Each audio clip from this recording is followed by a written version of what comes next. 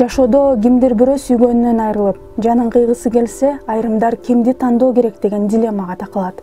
Мына ошондой түйүндүү суроолордун жообуна психолог жооп берет. Суперинфо гезитинин 458-санына 27 жаштагы Айбарчын аттуу кыздын суроосу жарык көргөн. Акыркы убакта жүрөгүмдө боюмда бар, бирок күйөөмдөн эмес. Эми эмне кылам?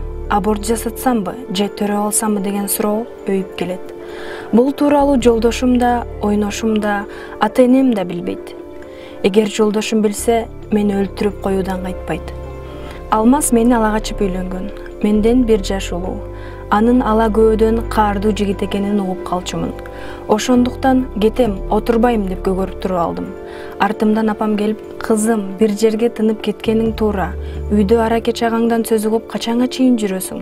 Алмаз сени жактырганынан үйлөндү да, деп отургузуп кеткен. Башында ынтымактуу жашап, жыл айланбай кыздуу болдук.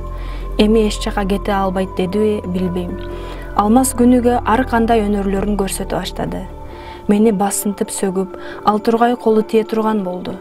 Анысы аз келгенсип, ойнош да күтүп баштады. Күнүгө телефонунан бир эле номерден сүйүү каттары келет. Бул ким деген суроомо, досум менин телефонумдан ушул номерге смс жөнөткөн болчу деп кутулат.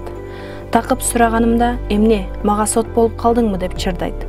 Экөөбүздүн бир жаздыкка жатпай калганыбызга да көп болду. Ажырашып кетейин дейм, бирок жалгыз башым батпаган агамдын үйүнө кызым менен батмак белем деп ойлонуп чыдап жашап жүрөм. Ошондой күн кечирип жүргөнүмдө чыныгы сүйүүгө жолуктум. Кызымды сейил бакка алып барып, аттракциондордо ойнотуп жүргөм. Ошол жерден бир байке менен капысынан таанышып калдым. Ал ошол күнкү жолугушууда эле мени жылуу сөздөрү, аял затына аяр жасаган мамилеси менен арбап алды. 5 жыл күйөөмдөн күтүп жүргөн мамилени андан таптым. Экөөбүз телефон номерлерибизди алышып, күнүгө сүйлөшүп, кээде ыгын таап жолугушчу да болдук. Жакында эле андан боюмда болуп калганын билип, мынтип эмне кылаар айламды таппай турам. Анткени анын да үй бүлөсү бар. Ага боюмда бар экенин айтсамбы, же мага кеңеш бериңиздерчи, суранам. Айбарчындын кайрылуусуна психолог Тынара Токсонбаева жооп берет. Айбарчын, сизди ала качып кеткенде апаңыздын ал жигиттин мүнөзүн жакшы билбей туруп отургузуп койгону туура эмес. Бирок апаңызды күнөөлөгөнүңүз болбойт. Ал сиздин турмуштан өз ордуңузду таап кетишиңизди каалаган. Эң биринчи кезекте аял заты өзүн жакшы көрүп сыйлай билиши керек. Ошондо гана тегерегиндегилер аны сыйлашат. Сырткы келбетиңизге кам көрүп, өзүңүздү картинадай алып жүрүүгө, күнүгө түрлөнүүгө бүт күчүңүздү жумшаңыз.